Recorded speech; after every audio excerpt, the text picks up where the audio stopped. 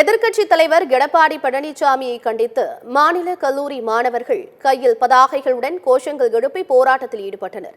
அண்மையில் கோவையில் பரப்புரையை தொடங்கிய எதிர்க்கட்சித் தலைவரும் அதிமுக பொதுச் செயலாளருமான எடப்பாடி பழனிசாமி கோயில் வருமானத்தில் திராவிட மாடல் அரசு கல்லூரிகளை கட்டுவது நியாயமா என கேள்வி எழுப்பினார். அவரது கருத்து பெரும் சர்ச்சையை ஏற்படுத்தியது. எடப்பாடி பழனிசாமியின் இந்த கருத்துக்கு எதிர்ப்பு தெரிவித்து அறநிலையத்துறையின் கீழ் உள்ள கல்வி நிறுவனங்களில் பயிலும் மாணவர்கள் நேற்று முதல் போராட்டத்தை தொடங்கியுள்ளனர். இதேபோல இன்றைக்கு சென்னை மாநில கல்லூரி மாணவர்கள் எடப்பாடி பழனிசாமிக்கு எதிர்ப்பு தெரிவித்து போராட்டத்தில் ஈடுபட்டனர். இதனைத் தொடர்ந்து செய்தியாளர்களிடம் பேசிய மாணவர் ஈஸ்வரமூர்த்தி, அதிமுக முழு பாஜகவாக மாறிவிட்டது என்று தெரிவித்தார். மக்கள் விரோத, மாணவர் விரோத அரசாக இருக்கக்கூடிய பாஜகவை நோட்டாவுடன் போட்டி போடும் வகையில் தமிழ்நாட்டில் வைத்திருக்கின்றோமோ அதேபோல அதிமுகவும் அந்த நிலைக்கு தள்ளப்படும் என்று கூறினார்.